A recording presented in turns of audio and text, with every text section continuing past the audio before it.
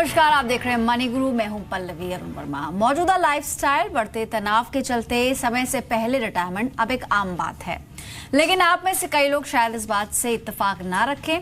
नौकरी से रिटायरमेंट किसी भी उम्र में हो, लेकिन शानदार होना चाहिए और एक शानदार अंदाज में होना चाहिए। एक रिलैक्स्ड और टेंशन फ्री रिटायरमेंट लाइफ के बारे में हर कोई सोचता है, लेकिन ज्यादातर लोग इसकी प्लानिंग नहीं करते, या फिर यूं कहें कि प्लानिंग सही तरीके से नहीं करते। जीवन भर की कमाई अगर रिटायरमेंट के बाद काम ना आए तो फिर इतनी मेहनत किस काम की। आज हम जानेंगे रिटायरमेंट प्लानिंग के बारे में, खासतौर पर उन गलतियों के बारे में जिन्हें अवॉइड करने से आप एक परफेक्ट रिटायरमेंट प्लान तैयार कर सकते हैं। हमारे साथ स्टूडियो में मौजूद है मिस्टर विश्वजीत पराशर, जो कि senior VP head marketing Bajaj capital से। बहुत बहुत स्वागत है कार्यक्रम में आपका। रिटायरमेंट प्लानिंग की जब हम बात करते हैं तो ये शुरुआत बहुत पहले से हो जानी चाहिए, लेकिन मोस्टली ऐसा इसका ऑपोजिट देखने को मिलता है, यानी कि काफ़ी लेट कह सकते हैं कि 40 या फिर 45 की उम्र तक आते आते शायद रियलाइज होता है कि अब कुछ साल बाद में रिटायर हो जाऊंगा और अब मुझे रिटायरमेंट के बारे में प्लान करना है। लेकिन ये अप्रोच शायद गलत है। तो सही तरीका क्या हो सकता है, और अगर इसको ऐसे फॉलो ना किया जाए तो क्या परेशानियां हो सकती हैं? बिल्कुल पल्लवी, सबसे पहले तो मैं यही कहूँगा कि रिटायरमेंट जो है इंडियन सोसाइटी में सबसे लास्ट चीज़ कंसिडर की जाती है, क्योंकि और बहुत सारे गोल्स होते हैं जब हम करियर स्टार्ट करते हैं। बच्चों की पढ़ाई है, अपना घर खरीदना है, और फिर सोचा जाता है कि लास्ट कि चलो रिटायरमेंट में तो अभी बहुत समय है, टाइम है, इसको फिर देखेंगे। तो सबसे बड़ी गलती जो आप जो पूछ रही थी कि रिटायरमेंट में क्या होती है, वो यही होती है कि हम लेट शुरुआत करते हैं। जो देर से शुरुआत करते हैं, ये इसका सबसे बड़ा नुकसान इस तरीके से दिया जाता है कि भरा जाता है कि अगर आप 20 साल के हैं और आप 5,000 रुपये हर महीने निवेश करते हैं, 40 साल आप निवेश कर रहे हैं, तो आप वही 5,000 रुपये निवेश कर रहे हैं, अज्यूमिंग कि 12% के करीब रिटर्न है, तो वही 30 साल बाद जो आपको कॉर्पस मिलेगा वो मिलेगा 1.76 करोड़, यानी कि ऑलमोस्ट ट्रिपल कम, केवल 10 साल लेट डिले शुरू करने के लिए। इसका सबसे बड़ा रीज़न आप सब जानते हैं कि पावर ऑफ कंपाउंडिंग। तो जो पैसा अगर आप 10 साल और निवेश किया होता, जो उस पर रिटर्न्स आते, वो नहीं आ पाए, और इसकी वजह से आपका जो रिटायरमेंट, एक शानदार रिटायरमेंट जिसकी बात आप कर रही थी, वो रह सकती है और उसकी वजह से हिट हो जाता है और कई बार मुश्किल आ जाती है। आपने एक मशहूर पिक्चर देखी होगी बागबान, तो वो भी एक ऐसी स्टोरी थी कि इंडियन मिडिल क्लास स्टोरी, जिसमें कि आप अपने बच्चों को अच्छा पढ़ाते हैं। वो एक थोड़ा सा इमोशनल काइंड ऑफ क्वेश्चन है उस फिल्म के अंदर, कि इतने सारे बच्चे थे और शायद पेरेंट्स को लगा कोई ना कोई संभाल लेगा रिटायरमेंट में।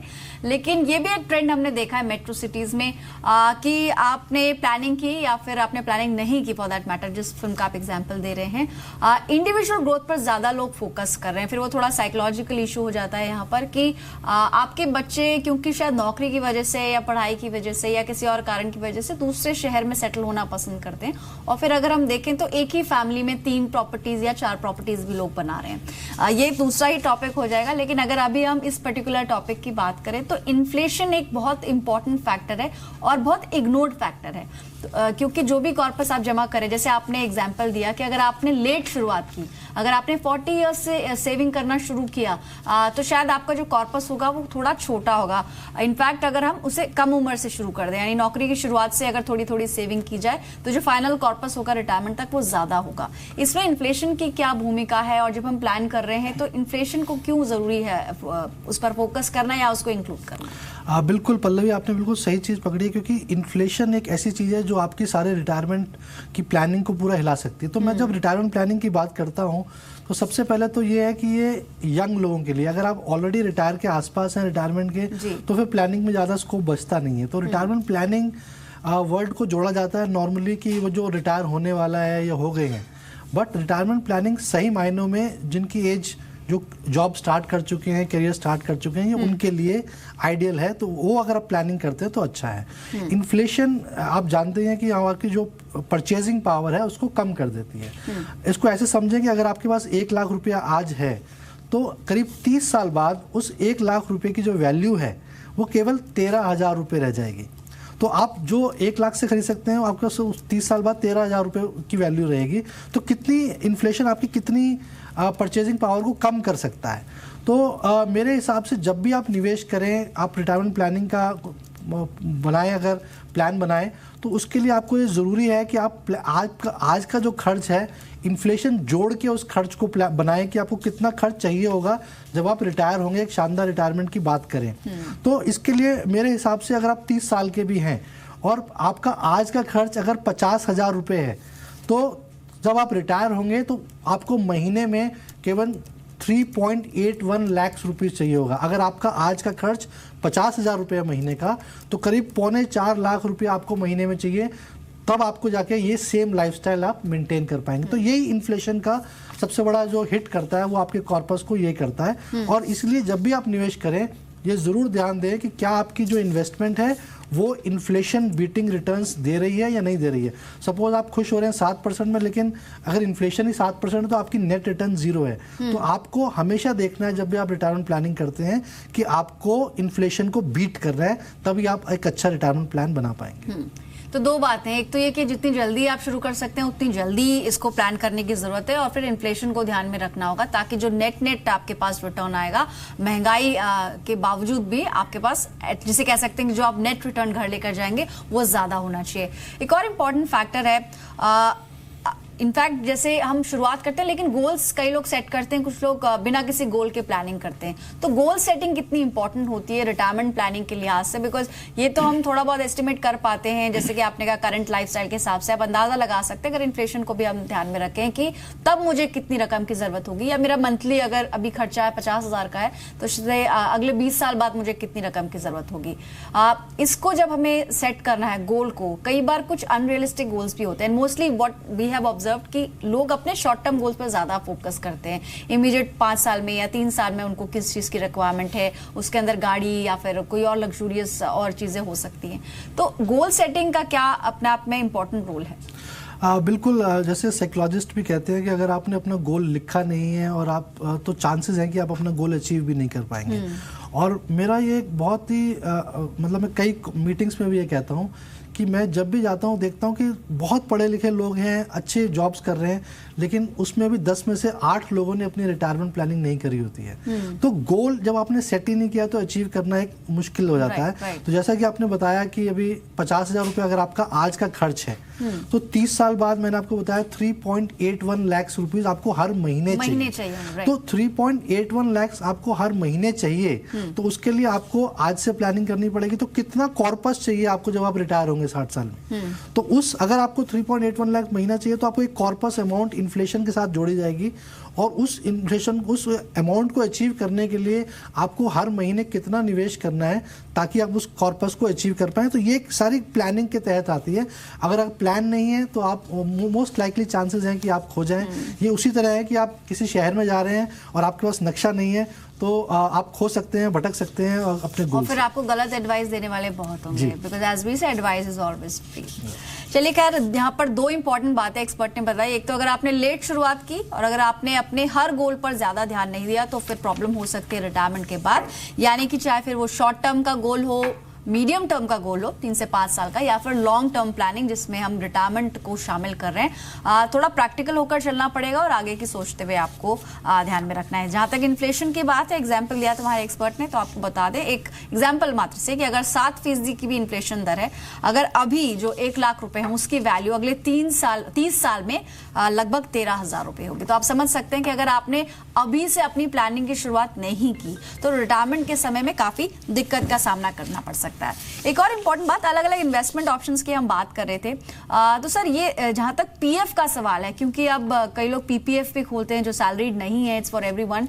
पीएफ है, चाहे फिर वो आपका ईपीएफ है या फिर आपका पीपीएफ अमाउंट है, किसी भी तरह का प्रोविडेंट फंड है, उसमें से कई लोग अलग अलग कारणों से निकासी करते हैं, विड्रॉ कर लेते हैं पैसे को। कई लोग घर के रेनोवेशन के लिए या फिर कई बार पढ़ाई के लिए या इनफैक्ट शादी के लिए भी उस रकम का इस्तेमाल करते हैं।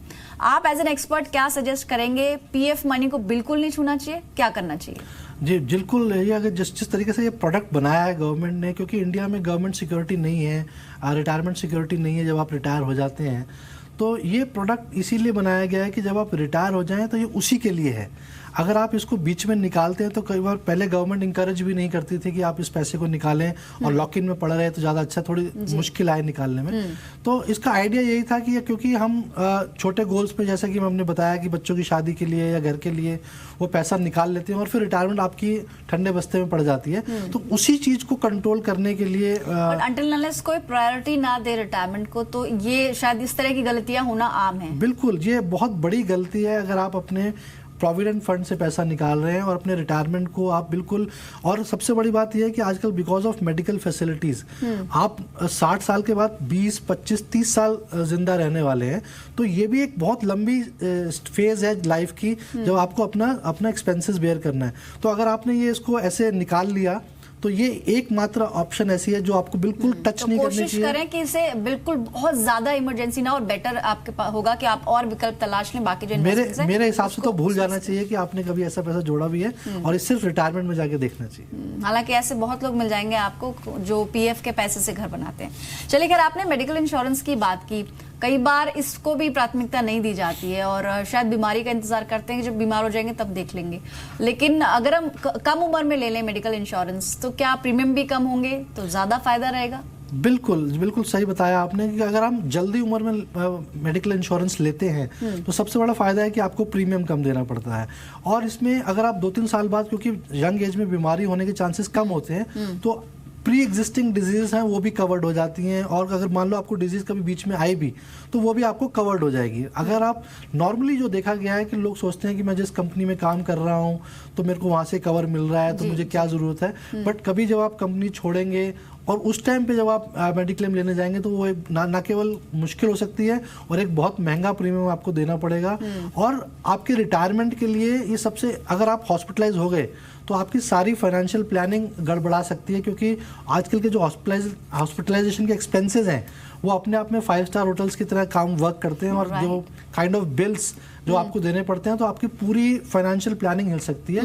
तो सबसे इंपॉर्टेंट है कि आपके पास इंडिविजुअल मेडिक्लेम होना चाहिए, और यंग एज में ले लेंगे तो सस्ता प्रीमियम होगा और आपकी लाइफ लॉन्ग चलना चाहिए, क्योंकि आपकी ज़िंदगी में ये सबसे इंपॉर्टेंट काम है। जब आप रिटायर हो जाएंगे कि आपको बीमारी लग सकती है तो उस समय आपके पास वो पैसा होना चाहिए। इनफैक्ट कई बार हमने देखा है कि कोई इंडिविजुअल इन बिटवीन जॉब्स है, यानी कि उसको कंपनी से मिला हुआ इंश्योरेंस, और लेकिन वहां से उसने रिजाइन किया और वो दूसरी कंपनी ज्वाइन करता है। तो इस दौरान यानी जो नोटिस पीरियड होता है, क्या पुरानी कंपनी कवर करेगी, क्योंकि अगली कंपनी से अभी कवर मिला नहीं है और पुरानी कंपनी आपने रिजाइन कर दिया है, तो वो जो ट्रांजिशन समय होगा, ट्रांजिशन पीरियड में क्या मेडिकल इंश्योरेंस कंटिन्यू रहेगा? नहीं, बिल्कुल। जब आपने कंपनी छोड़ दी तो वहां से आपका मेडिक्लेम बंद हो गया, क्योंकि ये ग्रुप मेडिक्लेम्स होते हैं, और जब आपने कंपनी एग्जिट कर दिया तो वो खत्म हो गया आपका। यानी बहुत जरूरी है कि बिसाइड्स कंपनी आप एक प्राइवेट या फिर रिटेल इंश्योरेंस जिसे कहते हैं वो लेना बहुत इंडिविजुअल प्लान आपका होना चाहिए, आपकी फैमिली भी उसमें कवर्ड होनी चाहिए। ये भी नहीं है कि सिर्फ मैं ही कवर्ड हूँ, मेरी वाइफ कवर्ड नहीं है या बच्चे कवर्ड नहीं है, बीमारी किसी को भी आ सकती है, तो उसके लिए बिल्कुल आपको प्लानिंग करके रखना चाहिए। इनफैक्ट जैसे आपने फैमिली की बात की, तो जो फैमिली फ्लोटर्स होते हैं मोस्टली सभी में ये रूल है कि 21 साल की उम्र तक बच्चों का कवर उसमें होगा, और अगर आपके बच्चे 21 के बियॉन्ड है, क्योंकि तब उन्हें डिपेंडेंट नहीं माना जाएगा, उनके लिए कवरेज नहीं मिलेगी। तो ये भी ध्यान में रखना चाहिए, क्योंकि हम ग्रोइंग ईयर्स की बात करें, ओवर द टाइम जब हम जॉब में हैं और 30-35 तक हमें शुरू कर देनी चाहिए अपनी रिटायरमेंट प्लानिंग।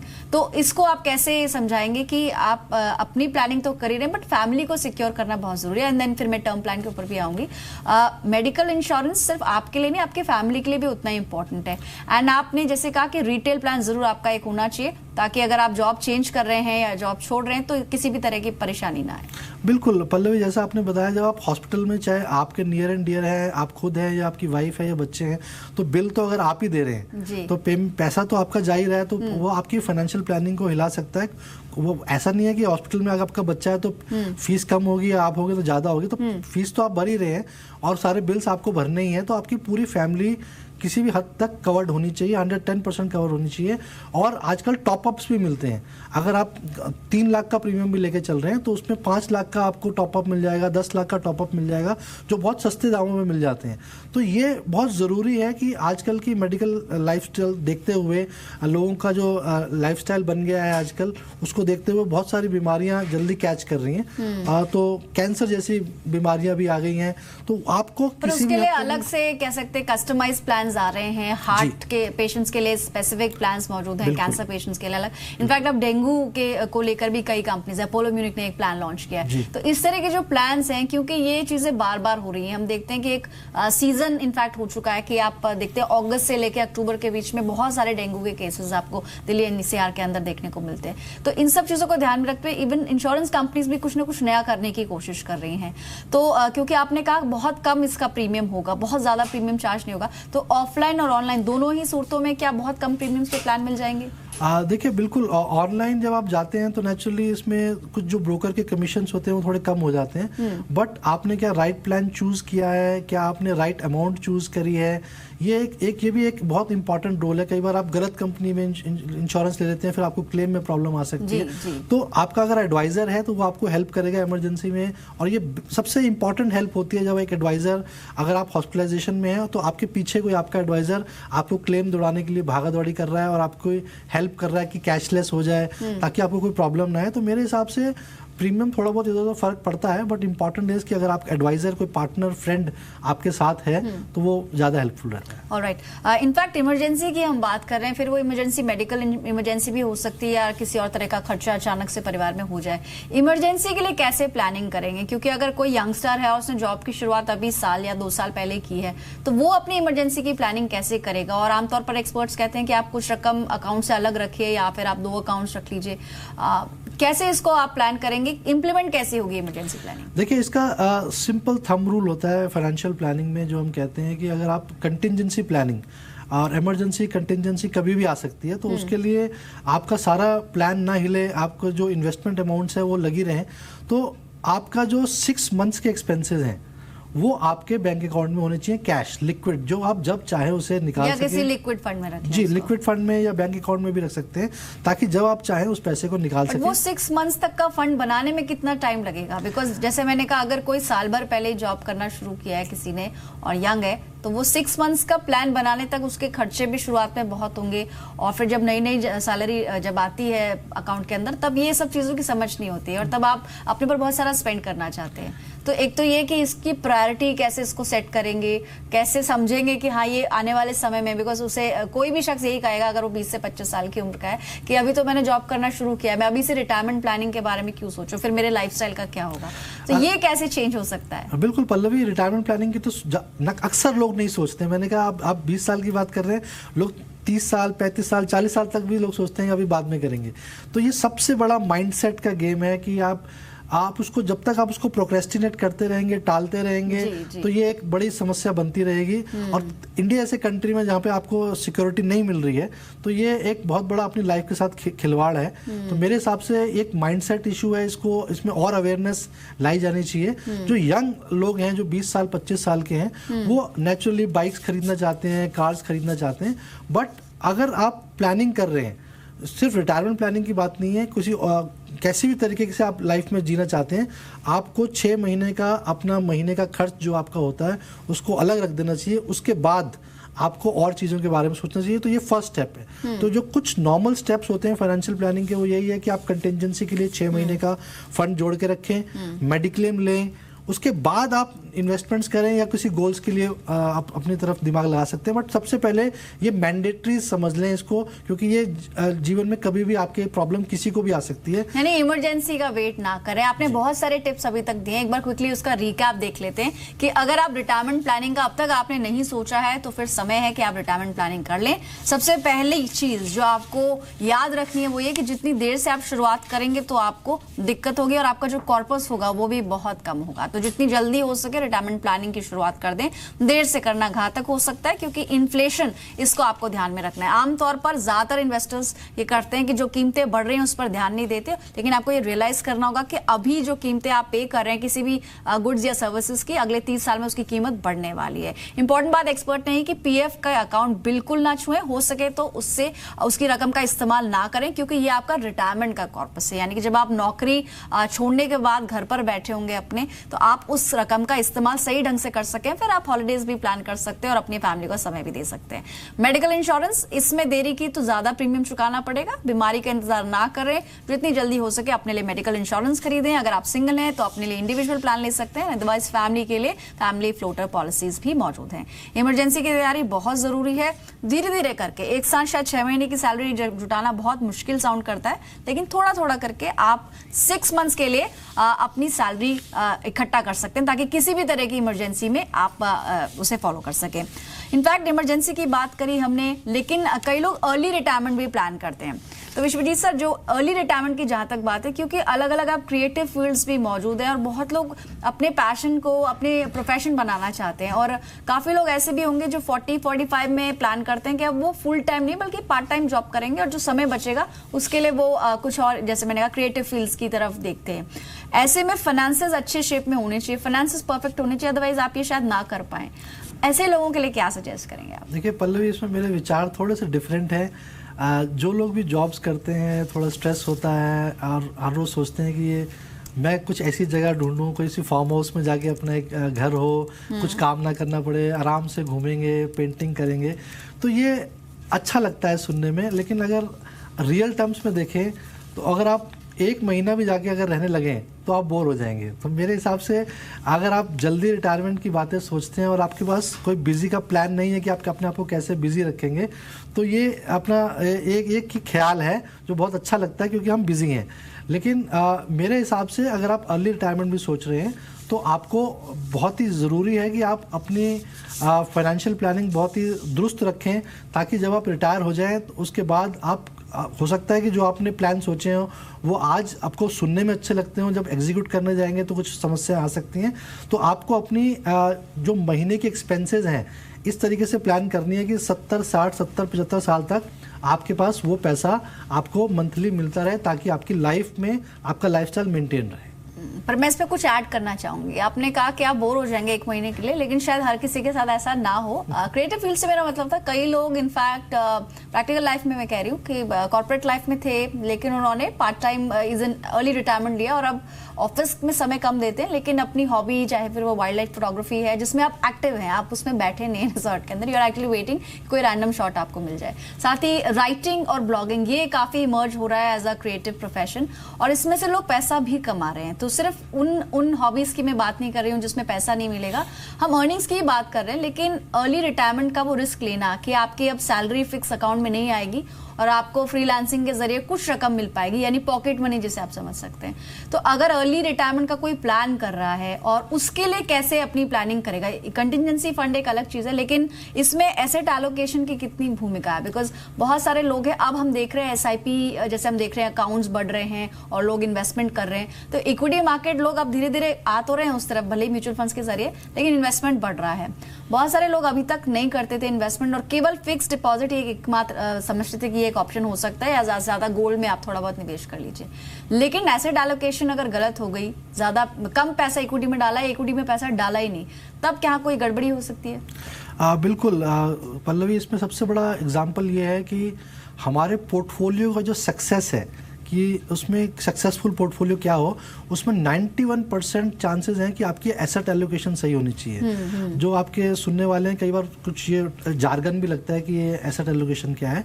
एसेट क्लासेस होती हैं, जैसे जिसमें आप निवेश करते हैं। तो अगर आपको ऐसे समझे कि गोल्ड अपने आप में एक एसेट क्लास है, इक्विटी एक एसेट क्लास है, या डेट जिसमें बैंक एफडी वगैरह आ जाते हैं, वो भी एक एसेट क्लास है।